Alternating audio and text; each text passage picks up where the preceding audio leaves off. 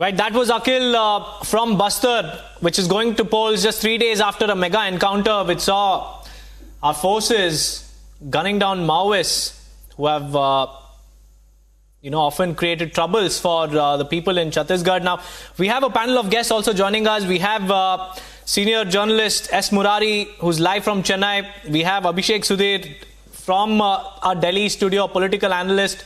And we have Sumant C. Raman as well, a political analyst, live from Chennai. My first question to Mr. Sumant C. Raman. So, every single time the Congress party, doubts our forces, be it the surgical strike, be it the Balakot airstrikes, or now, after this mega encounter, we have Congress leaders calling Maoists as Shaheed.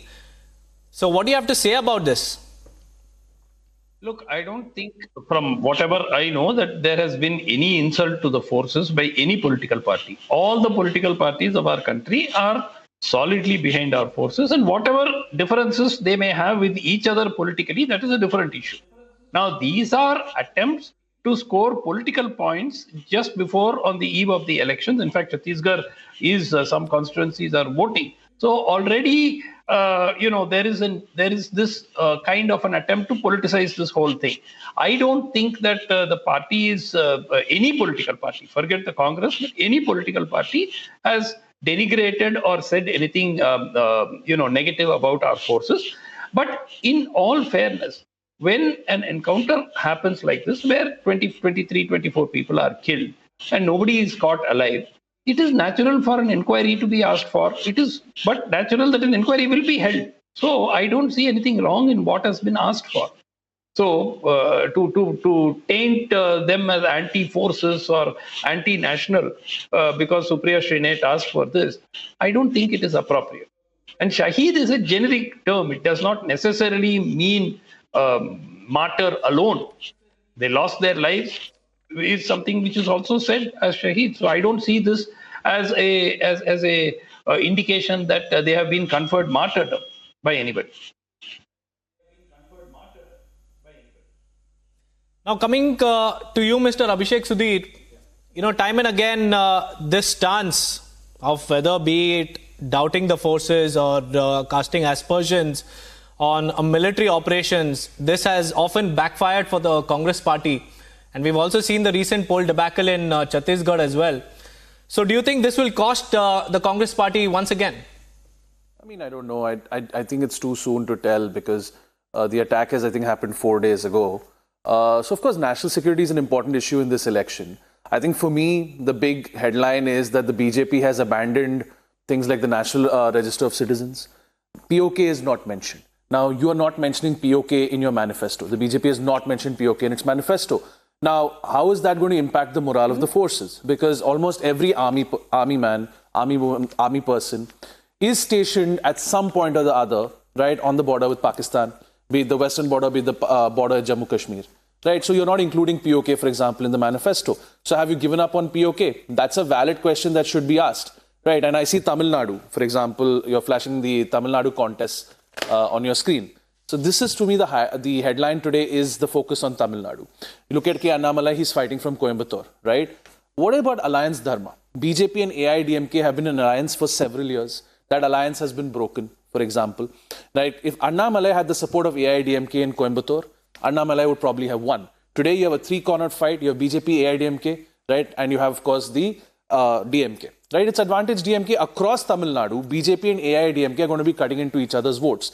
Again, it comes to Annamalai. Again, this sort of stance that he's taken against Annadurai, his stance he's taken against Jayalalitha. You are making comments against Dravidian icons, Dravidian leaders. That is going to upset the AIDMK. You're putting the AIDMK in a very difficult position. For example, you look at the case of Pon Radhakrishnan. You might have heard of him. He was a Nadar leader. He has been an MP from BJP. Right? He's now in a fight against AIDMK. He's in a fight against DMK. There are various regional parties, right, in Kanyakumari. Right? So that's the BJP could have actually got a good chunk of seats if they're just aligned with AIDMK in Tamil Nadu. They've decided not to do that because Annamalai has convinced Prime Minister Modi that the way to go is to go alone in Tamil Nadu. You cannot ignore the Dravidian parties. You cannot underestimate EPS, Palanisamy, Edapadi Palanisamy. Palanisamy has done an excellent job. He has outlasted Paneerselvam. He has outlasted TTV Dinakaran. He has won the power struggle within the AIDMK. And you'll see in the 2026 polls, after BJP and AIDMK cut each other's votes, you will see an alliance between BJP and AIDMK. I can assure you of that. And one more thing about Coimbatore, right? The BJP has won Coimbatore in 1998 and 1999. But the people of Coimbatore today, Coimbatore also has a lot of North Indians. Sumansi Raman can attest to this. You have Gujaratis and Sindhis in Coimbatore. Coimbatore is a business city. People want peace in Coimbatore, right? You had a terror attack in Coimbatore, you had a blast, and it was communalized. And under Vajpayee 98-99, BJP had won the seat. They've not won it in 25 years. So again, Annamalai is hard to pilot for the people of Tamil Nadu. You have to understand he's far too aggressive. He's far too muscular. And you've unnecessarily cost yourself seats in Tamil Nadu by not allying with AIDMK. I think that is the big story of the first phase, that the BJP had a golden opportunity in Tamil Nadu, but because of the arrogance, because of the way they treat allies, where they've lost the Sena, for example, they've lost the Akalis in Punjab, they've lost the AIDMK in Tamil Nadu, and this is going to cost the BJP in Tamil Nadu. That's right. kind of the big story for Right, me. Mr. Sudhir, in fact, we'll put that across to BJP as Anila Singh also. But before that, we will take a quick look at many of the reactions that have been coming in as the polling continues in 21 states. Take a look, viewers.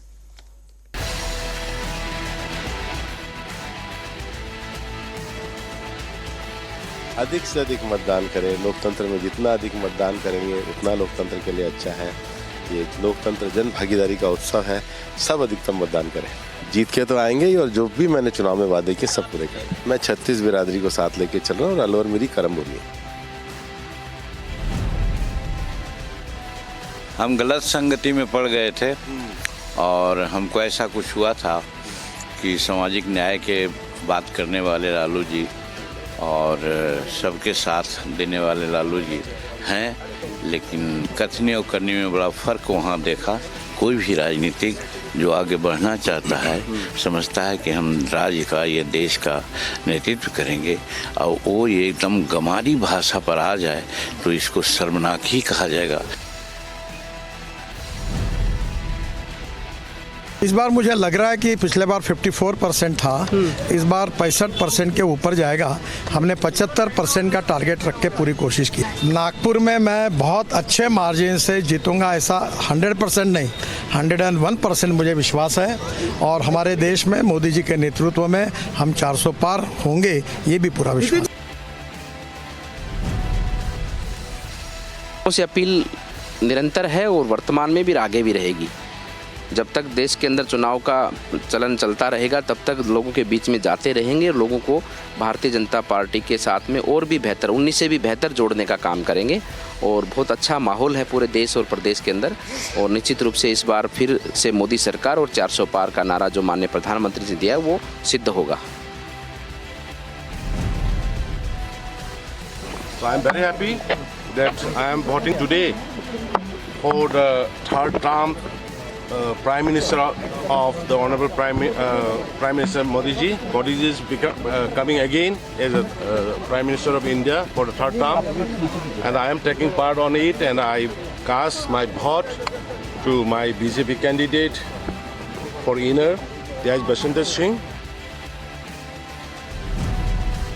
We are very confident, and I've seen that throughout the campaign, the people are fully in favor of the Bharatiya Janata Party and the Prime Minister, Honorable Narendra Modi ji's policies and programs and his work for 10 years and his track record, which is there to show that people are giving a great response.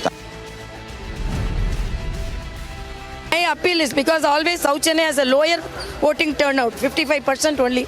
This time I appeal all of them to come and vote, because the voting percentage should be more. They should not give away the right to vote, because it's that right given by the democracy. And my appeal for the first time voters, they may have some hesitation to come to the polling booth and to cast their votes. I appeal them, because enjoy your first time voting and take a selfie and motivate others also.